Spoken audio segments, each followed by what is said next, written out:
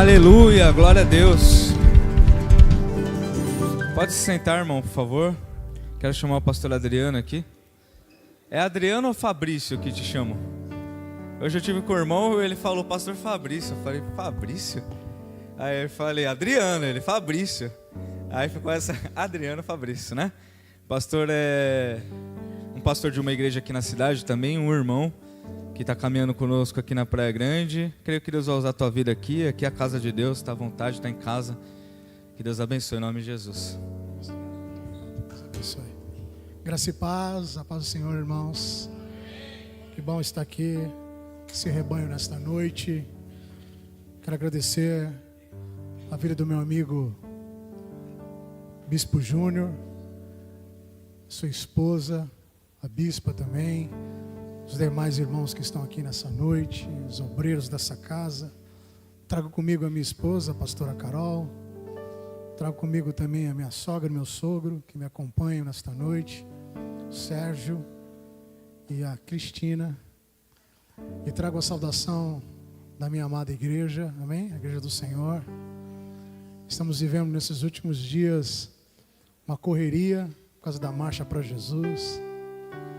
Nós estamos com o conselho de pastores, como presidente do conselho de pastores dessa cidade. Deus nos deu uma incumbência, Deus nos deu uma missão, e eu não sabia que era tão difícil. Eu falei aceito, mas na hora que que eu vi que o negócio estava pegando, eu falei, Jesus, só o Senhor mesmo. Mas eu creio que é um propósito, e propósito a gente não reluta. E eu estou vivendo os dias mais felizes, alegres, que eu posso dizer. No meio dessa correria, eu estou alegre.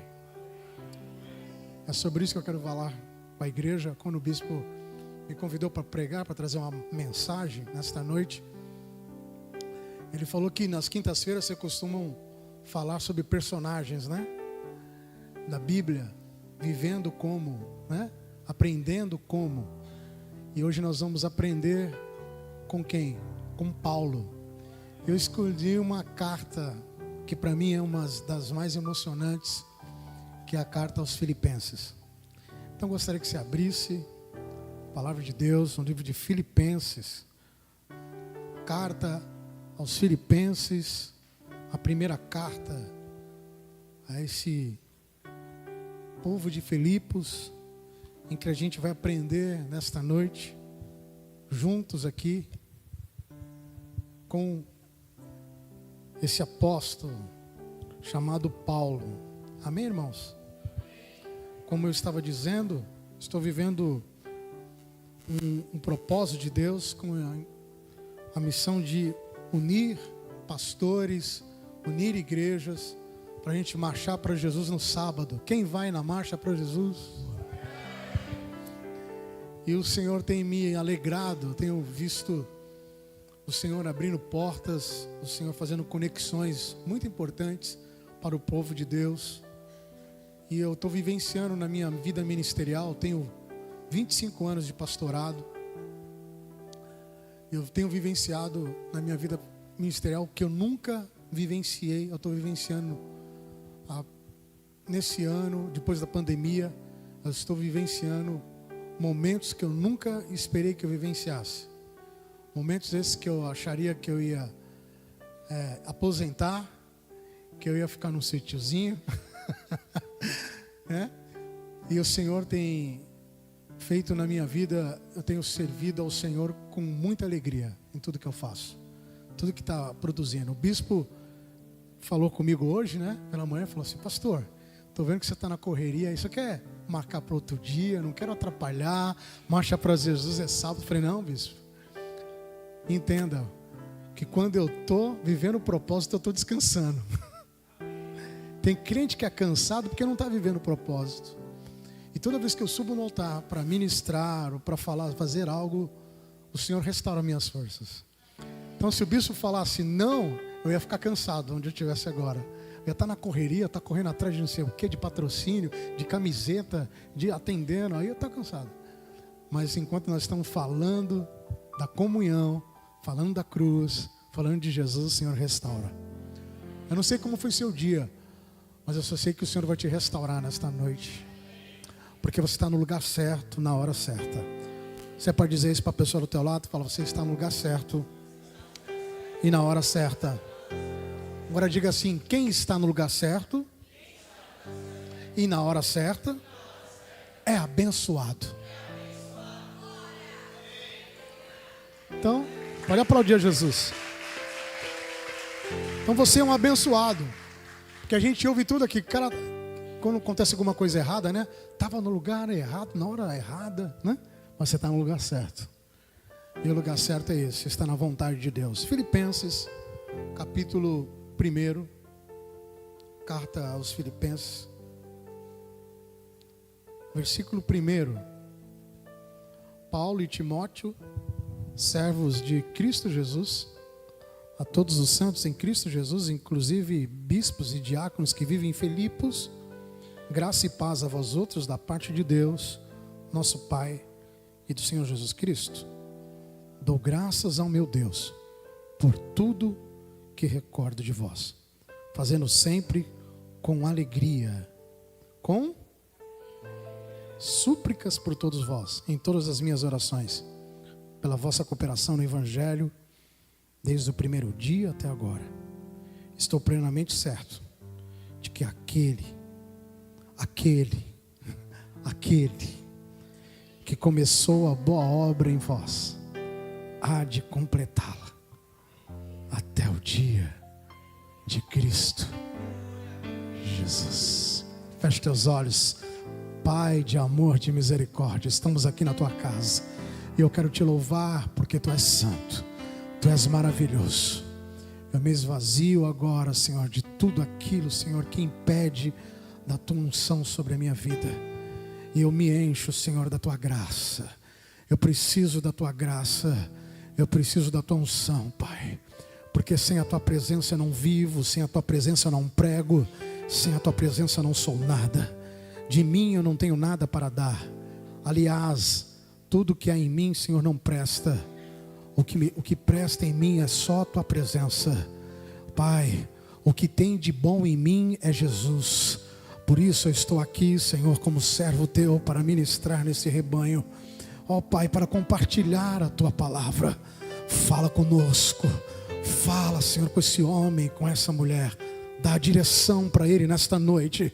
E que se ele entrou aqui vazio, que ele saia cheio.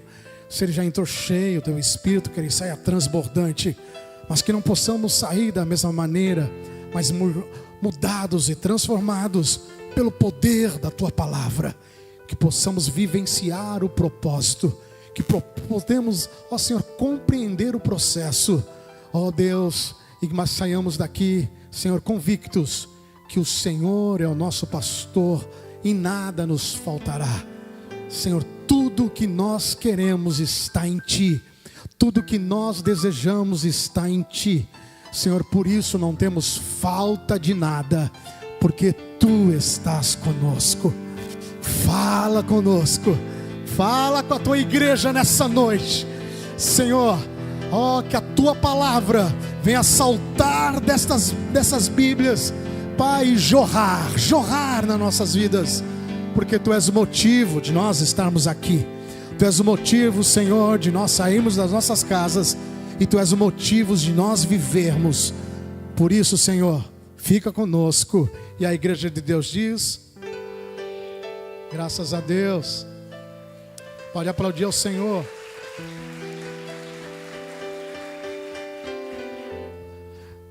A carta de Filipenses é uma carta pessoal. Não é uma carta como um tratado, como existe Romanos, como existe Efésios, como existe as cartas aos Colossenses. Nós vamos ver que essa carta ela trata de assuntos pessoais. O apóstolo Paulo, quando se encontra com essa pequena igreja em Filipos, uma igreja na Europa, a primeira igreja na Europa, ele trata de assuntos pessoais. Porém, esses temas pessoais são abordados nessa carta ao livro de Filipenses teologicamente, ou seja, de uma forma que ela é considerada uma das mais belas cartas do Novo Testamento. Por quê? Porque essa carta, ela transborda alegria. Você vai ver a palavra alegria, ou então a palavra alegrai-vos, regozijai-vos, aparecendo cerca de 16 vezes na carta aos livros de Filipenses. Mas quando nós olhamos o livro de Filipenses, tudo que Paulo está passando e a maneira com que ele está escrevendo essa carta, a gente começa a indagar tem algumas perguntas que nós podemos fazer. Como pode alguém estar preso, alguém estar algemado, alguém estar em correntes e falar de alegria? Porque a nossa noção de alegria é quando estamos tudo bem, é quando estamos com a nossa família, é quando estamos com dinheiro na conta, é quando estamos com a nossa geladeira abastada.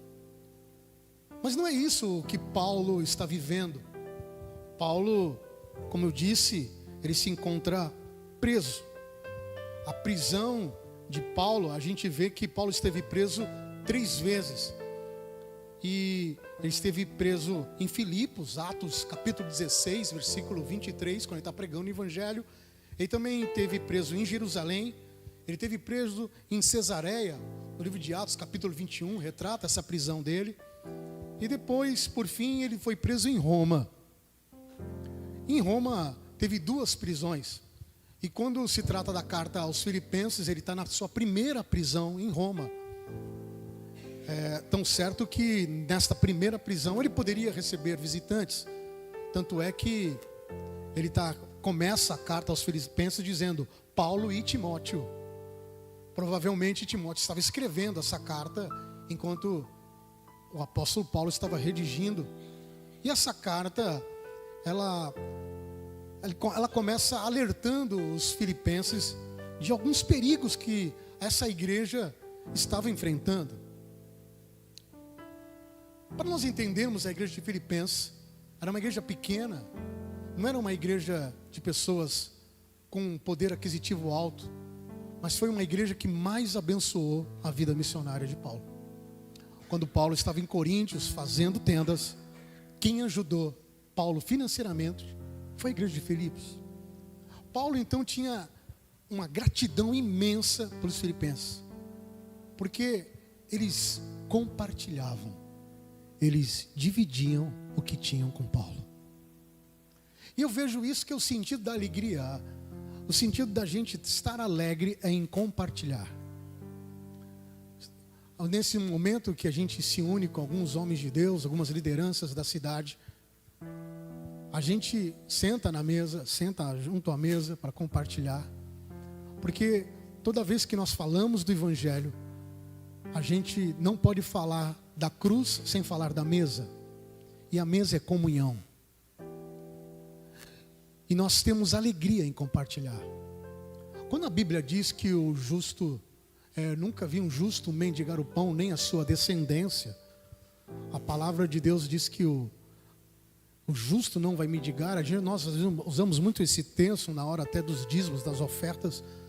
E quando eu estava ministrando o dízimo e oferta, veio algo no meu coração.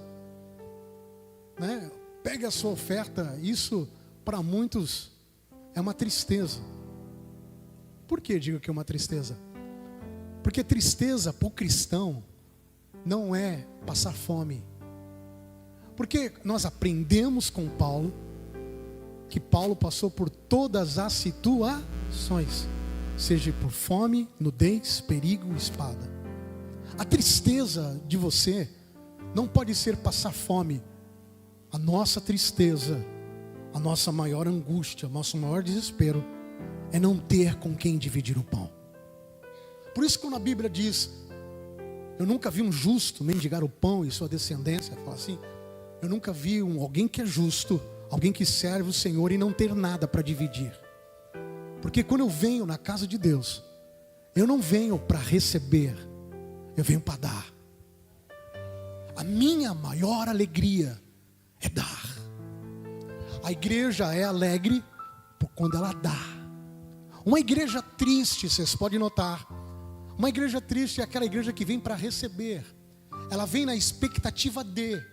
Ela chega aqui, o irmão chega aqui, a pessoa chega aqui e acha que é um supermercado, que aqui ela tem prateleiras, e ali nas prateleiras está designado a cura, está designado o pagamento da conta, está designado algumas coisas que ela precisa. E ela fala: eu vou na igreja porque eu preciso disso.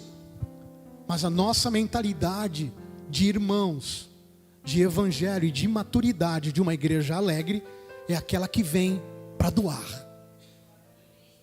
Paulo era grato à igreja de Filipos, porque era uma igreja que se entregava. É uma igreja que assistia a ele na prisão, ele em Coríntios, passando por as piores fases que eu posso dizer, onde ele é apedrejado, onde ele é dado como morto.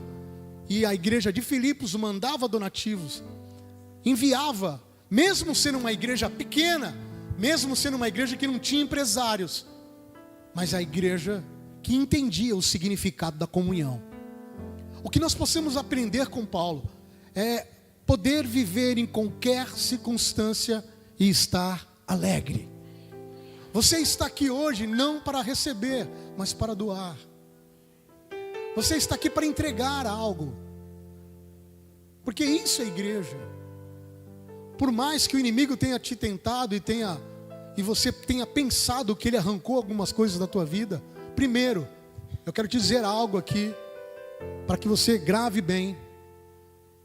O diabo não tira nada de ninguém. O pastor está falando heresia. Não, eu estou falando a verdade. O diabo não tira nada de ninguém. O diabo oferece.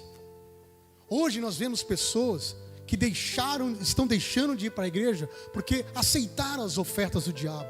Todo dia ele te oferece alguma coisa. Ele não te tira nada. Foi assim lá no Éden, ele oferecendo o fruto proibido. E é assim até hoje. Foi assim na tentação de Jesus. Olha que interessante, o Espírito Santo leva Jesus para o deserto, e o diabo oferece o reino, oferece lugar alto, oferece para que transforme as pedras em pão. O diabo não tira nada, irmão. Se tudo é de Deus, o que ele vai tirar de você? Nada. Mas muitas vezes Deus permite que o diabo toque algumas vidas, que o diabo te oferte. Eu estava hoje conversando com um empresário e falando isso para ele. E eu falei: rapaz, cuidado com as ofertas, porque a oferta vai tirar a tua comunhão. Dependendo da oferta, ela tira a tua comunhão.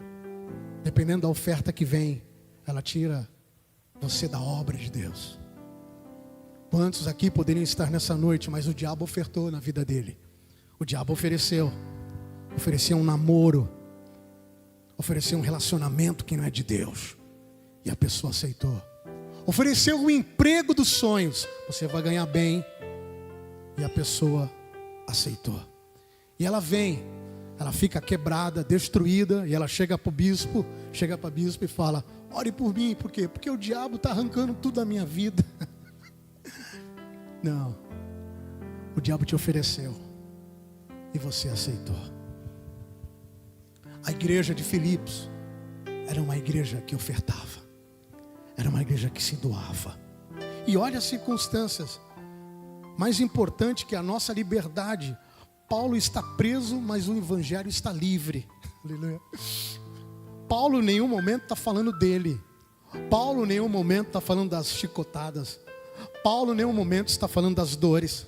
Paulo em nenhum momento está falando: orem por mim. Paulo em nenhum momento está falando: igreja, eu queria estar com vocês. Ai, que saudade. Não, Paulo está alegre. Ele fala de alegria. Ele fala assim: fazendo sempre com alegria súplica por todos vós. Quem precisava de oração?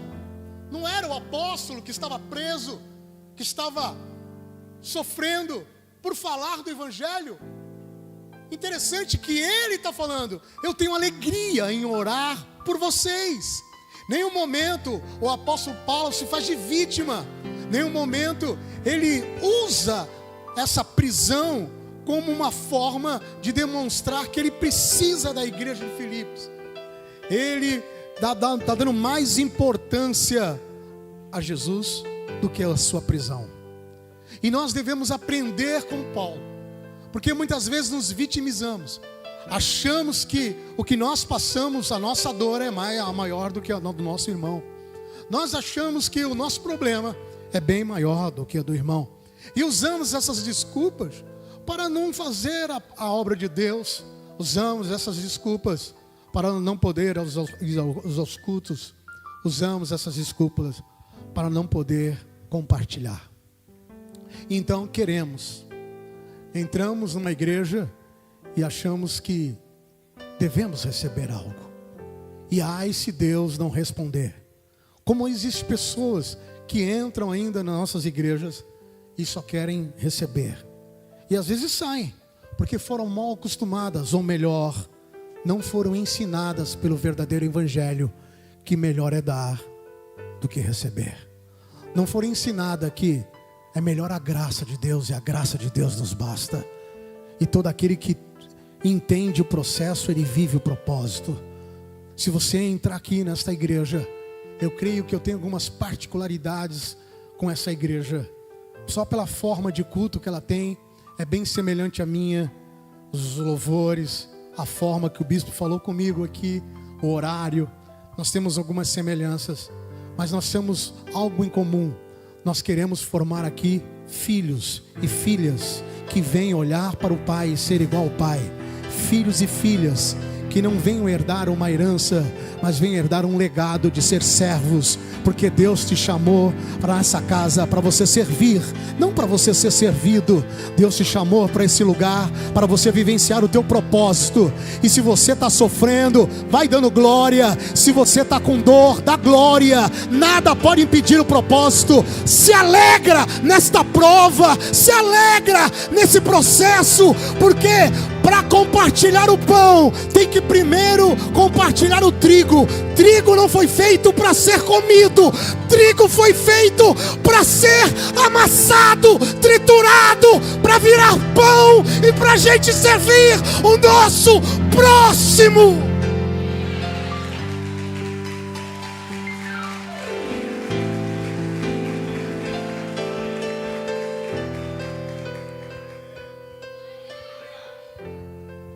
Volte para a mesa, porque o que Paulo está dizendo aos filipenses é: o que eu mais tenho falta de vocês é a comunhão, porque é o que vocês estão fazendo por mim, o que vocês fizeram por mim no meu ministério.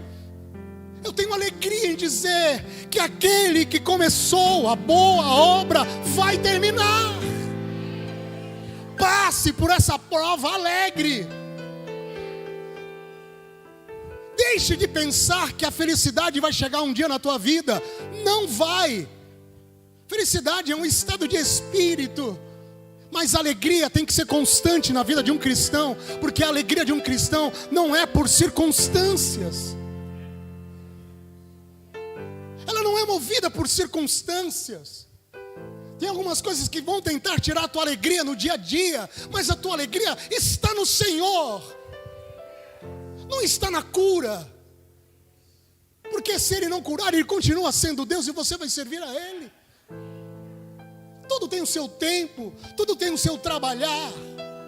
O Espírito Santo estava querendo dizer à igreja de Filipos: olha, eu estou certo, tenho uma obra a fazer a você, mas fiquem alegres, não deixe que nada roube a sua alegria. Não deixe que a falta de dinheiro roube a sua alegria. A sua alegria está no dinheiro ou está em servir a Deus? Não faça dessa igreja hora extra do teu serviço. Tem pessoas que vêm para a obra para dar o resto.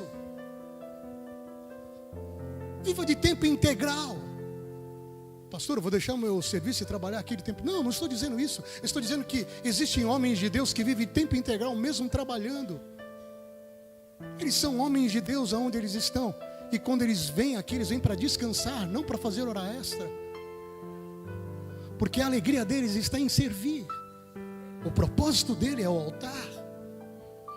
A vida dele é o altar. A vida dele é compartilhar. Não, eu não fico triste quando eu estou passando por fome. Eu já passei por fome, eu já passei por tempestades, eu já passei por... Não, eu fico triste quando eu não tenho o que dar. Eu não tenho o que compartilhar com meu irmão. Dói. dói. É como um pai com um filho, porque a mãe, ela deixa de comer para dar para o filho, amém? E por que nós, como filhos, não possamos deixar de comer para dar para os nossos irmãos? Era isso que Paulo estava vivenciando. Quantas vezes eles deixaram de comer para dar para o apóstolo? E Paulo vivenciou isso porque era uma igreja pequena. Era uma igreja que passava por lutas. Se a gente for estudar o livro de Filipenses, nessa igreja tinha desunião, apesar de tudo. Tinha presunção, tinha egoísmo, tinha um espírito de reclamação, tinha individualismo, como qualquer outra igreja. Porque não existe igreja perfeita. Mas Paulo demonstra não as suas fraquezas, não as suas angústias, mas Paulo demonstra que ele vivia o Evangelho, e o Evangelho era o oxigênio que Paulo respirava. E não importavam as circunstâncias, desde que o Evangelho fosse anunciado. Não importava as prisões, não importava as lutas. Não faça da sua igreja uma igreja que você vem aqui como um balcão de reclamações da sua vida. Venha alegre servir ao Senhor, porque até aqui o Senhor te sustentou. Para Paulo não importava se ele vivia ou se ele morresse, o que importava é que o Cristo fosse engrandecido. Nós vimos isso no versículo 20, capítulo 1, no versículo 20, ele diz isso. Porque para mim, o que importa está ali, não está chovendo. Pode pôr o capítulo 1, versículo 20. Filipenses 1, 20. Para mim o viver é, e o morrer é. Não importava para Paulo. Para mim, não importa. O viver é Cristo. Não importava. Só importava que Cristo fosse engrandecido. Irmão, não importa a prova que você está. Se alegra na prova. Pastor, eu tenho que ser hipócrita? Não, você tem que ser alegre. Porque não é a prova que te move. Não são as circunstâncias. O justo vive pela fé. Não ouvi, o justo vive pela... Pronto, acabou. Não importa. Então seja um cristão alegre em todas as suas circunstâncias. O processo. Respeitar o processo. E eu creio que essa igreja aqui nasceu para servir. Eu vejo isso bem claro em vocês. Não deixe que nada roube a alegria de servir. Não deixe que o dinheiro atrapalhe a obra de Deus na sua vida. Não deixe que as coisas desse mundo sufoquem o teu propósito. Porque o que nos move, nós somos peregrinos. O que nos move nessa terra é o nosso propósito. E o nosso propósito é a gente morrer para dar a vida pelo irmão. Era isso que Paulo estava dizendo. Não importa. Eu vou, assim como Cristo deu a vida por mim, eu vou dividir a minha vida, vou rasgar, assim como eu corto o pão, e eu vou dar para o meu irmão. Isso, quando você faz isso por alguém, existe uma palavra que existe, que é gratidão. Se você está aqui, nessa noite, alguém semeou alguma coisa na sua vida. Alguém orou por você, alguém acreditou. Isso se chama gratidão. Alguém apostou.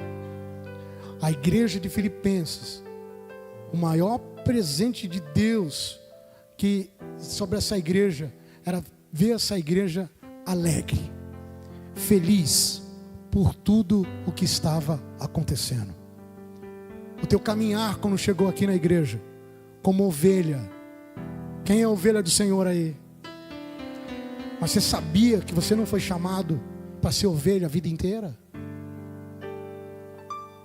Sabia?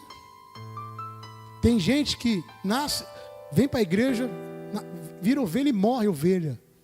Deus não te chamou para ser ovelha. Porque nós somos feitos para nós olharmos para Cristo e ser semelhança dele. Amém? E ele foi cordeiro. Nós temos que deixar de ser ovelhas para crescer uma maturidade de cordeiro. Amém? Amém, irmão? Por que, pastor, deixar de ser ovelha? Quando eu falo deixar de ser ovelha, eu estou falando de crescimento espiritual e maturidade. Que muitos estão aqui como ovelhas, mas vocês têm que se tornar cordeiros, a imagem e semelhança dele. Pegue o Salmo 23, você vai ver literalmente que é ser ovelha, que ser cordeiro. Como começa o Salmo 23? O Senhor é meu, nada, ponto. O Senhor é meu pastor, ou seja, eu sou ovelha, é meu pastor.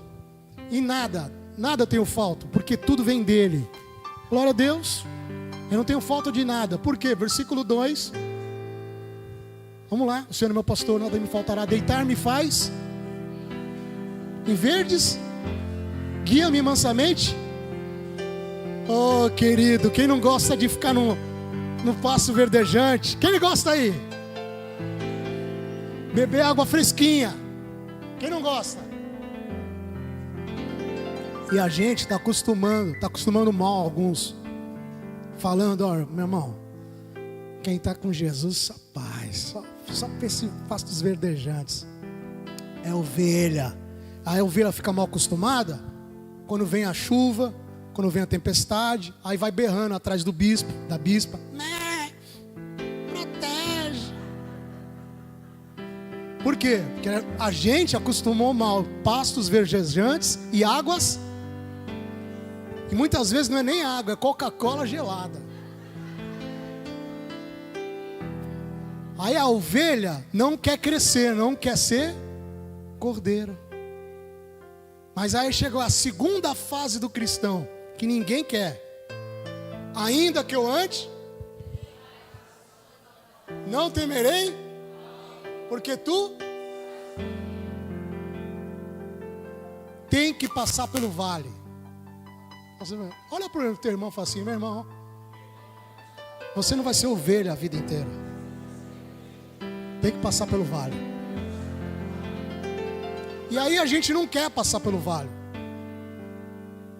Quem quer problema aí? Ninguém quer. Vocês estão pensando errado, irmão. O Evangelho não diz que a gente não vai ter problema. A gente não pode, irmão, entrar na igreja e falar assim: Senhor. Hoje, aqueles crentes que só pedem 6 horas, né? Crente 6 horas. 6 horas por mim. Eu não quero passar por isso. Irmão, tem que passar.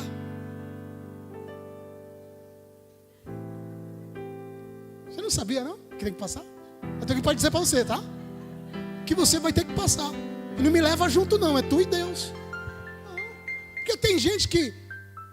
Irmão, eu já peguei a minha esposa de prova. Nós já pegamos prova de gente, irmão. Falou assim: não, Senhor, vamos ajudar ele, vamos ajudar. Aí Deus fala assim, Deus me deu uma surra, irmão. Fala assim: você vai ajudar ele? Eu estou querendo ensinar e tu está ajudando. Tu vai ver agora, toma a prova dele. Fala: eita Deus. Irmão, quando o irmão vem pedir ajuda para mim, eu falo: irmão, você quer ajuda? Tá bom. A gente vai ler a Bíblia junto, fazer um jejum, tá, vaso? Porque a gente não pode impedir o processo de Deus em algumas vidas, irmãos. Tem gente que a gente coloca gasolina no carro do camarada e o camarada vai para o propósito errado, vai mais longe ainda de Deus. Ele está mais perto, a gente põe gasolina no carro dele para ele chegar mais. Ele vai mais longe, irmão. Falou: oxe, gasolina está cara, estou colocando gasolina para estar mais perto, está indo mais longe. Porque não importa o carro, importa a direção que esse camarada está tendo na vida. Você pode ter o melhor carro, você pode ter tudo na sua vida, mas se você está na direção errada, irmão, Deus vai te corrigir. Então deixa o camarada passar pelo vale.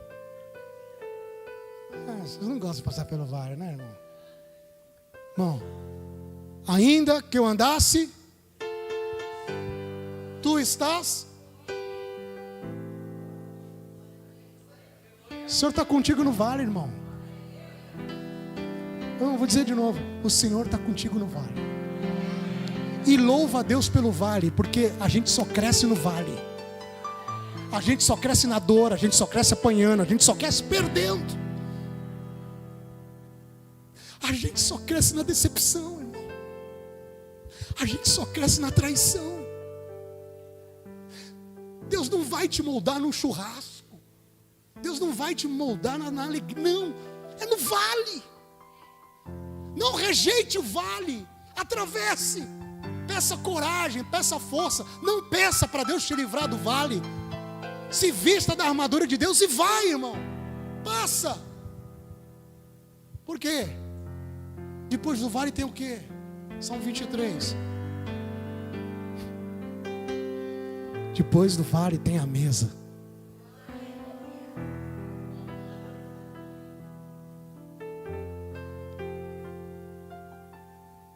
A gente só vai para a mesa quando a gente sabe passar pelo vale.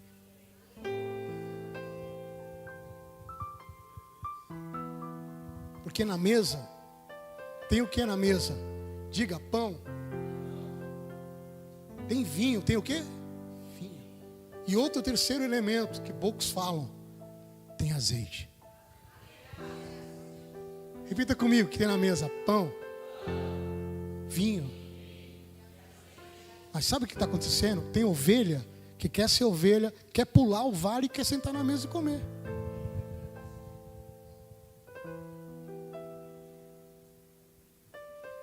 Amém, irmão? Só pode sentar na mesa, porque o versículo, esse salmo é muito grande, é muito valioso, é muito poderoso. Preparas uma mesa perante mim, na presença de quem? E unge a minha cabeça e o meu cálice. Há uns anos atrás, quando eu comecei, eu via esse salmo assim, na minha mente, está na minha cabeça. Prepara, que eu ia sentar na mesa, os meus inimigos iam estar tudo em pé, e eu comendo assim.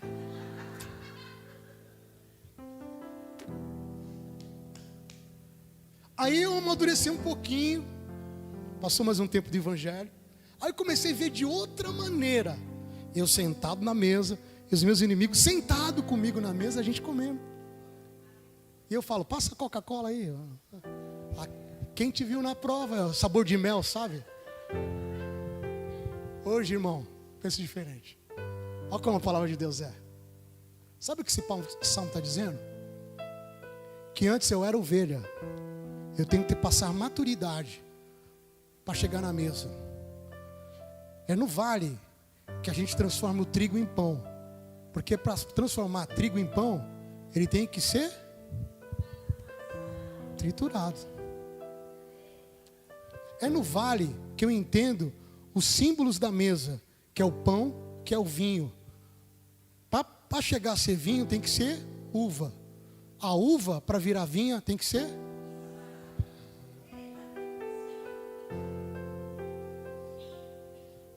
É no vale que eu entendo. Eu só entendo a mesa quando eu passo pelo vale, quando eu vejo o azeite. Porque antes de azeite, é azeitona. E para virar azeite, tem que ser prensada. Bispa, você não vai ver na mesa uma uva, você não vai ver na mesa uma azeitona, você não vai ver na mesa o trigo. Você vai ter na mesa pão, porque já foi amassado. Você vai ver na mesa o vinho, porque já foi pisado. Você vai ver na mesa o azeite, porque já foi prensado. Não tem como você sentar na mesa se você não passar pelo processo do vale.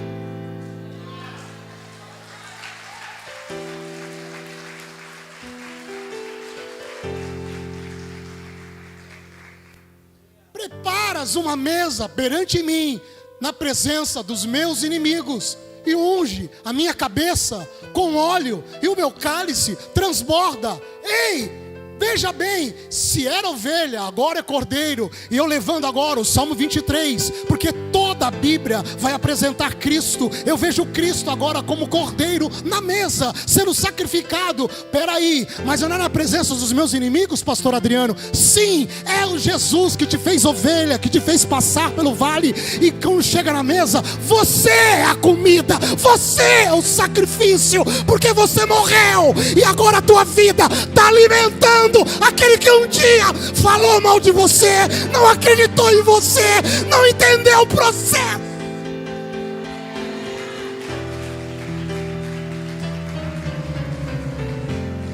O nosso propósito não é ser ovelha e morrer ovelha. O nosso propósito é nascer ovelha, a aceitar o processo do vale e chegar diante da mesa e se oferecer como sacrifício. Assim como ele disse: eu estou dando a minha vida por muitos, faça isso por mim. Oh Pedro, tu me amas, eu te amo, então vai lá, apacenta as minhas ovelhas, dá a vida por ela. Não tem como falar da cruz se eu não viver a comunhão. Não tem como eu pregar o amor se não descer do púlpito e se juntar na mesa com aquele que não quer comunhão.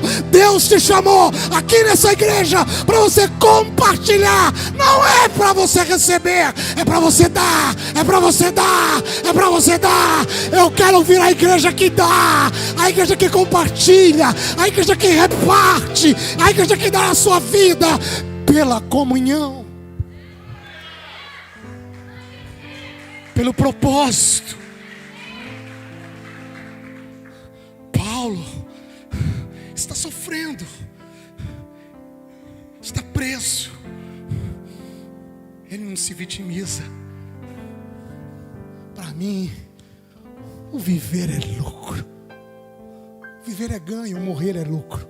Para mim, aprendi a viver em qualquer circunstância. Alegrai-vos. Outra vez digo, alegrai-vos, porque a sua leve e momentânea produz para você um peso de glória. Não peça nada para Deus. Se você for pedir alguma coisa, peça a direção.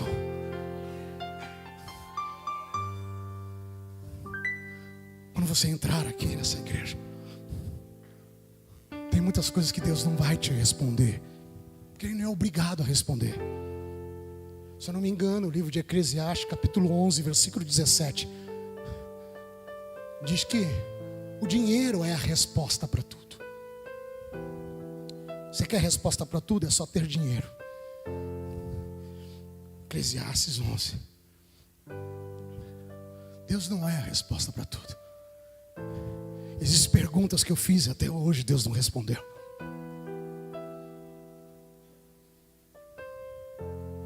No ano passado, quando a minha mãe estava doente, e eu levando ela no médico, eu deixo ela com meu irmão, dou um beijo na testa dela, faço uma oração e falo para o meu irmão: fica com ela, amanhã eu volto para a gente revezar.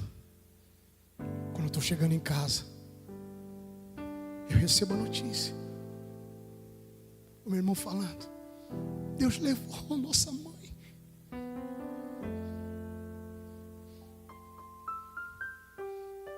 Eu perguntei para Deus: por quê? Eu oro por tanta gente na igreja, eu já vi gente curar na hora. Por quê?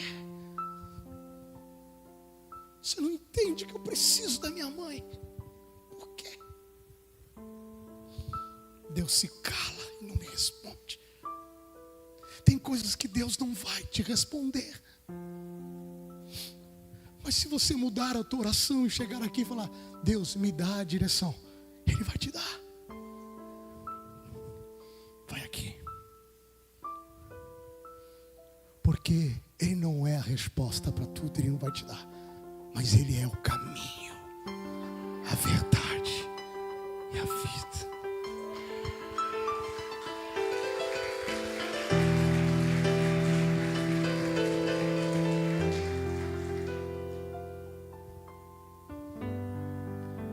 Que nessa noite nós possamos aprender como Paulo. Nós precisamos aprender como Davi, porque Deus me mostrou o Salmo 23 e me levou para lá. Que nós vivemos não por circunstâncias, nós vivemos por propósito. Eu estou vivenciando meu propósito, que é unir homens e mulheres de Deus para declararmos que Jesus é o nosso Senhor, independente de placas. Esse é o propósito que Deus colocou no meu coração por enquanto. Para mostrar para a igreja que a igreja não é lugar de pedir, mas é um lugar de sacrificar. Se estamos aqui nessa noite, é por causa dele. E tudo que fizemos é pouco. E a nossa maior tristeza não é passar fome, é não ter o que dividir, é não ter o que ofertar. Essa é a nossa maior tristeza. Porque tudo que temos não é nosso, é dele. E eu sei passar por qualquer situação. Fome, com picanha, com ovo, com pizza, sem pizza, Coca-Cola, água da Sabesp. Não importa. Eu só quero dizer que eu me sinto muito alegre de estar nessa noite com vocês e ter o que compartilhar com vocês. E assim nessa noite eu cumpro o meu propósito. Muito obrigado. Que Deus abençoe.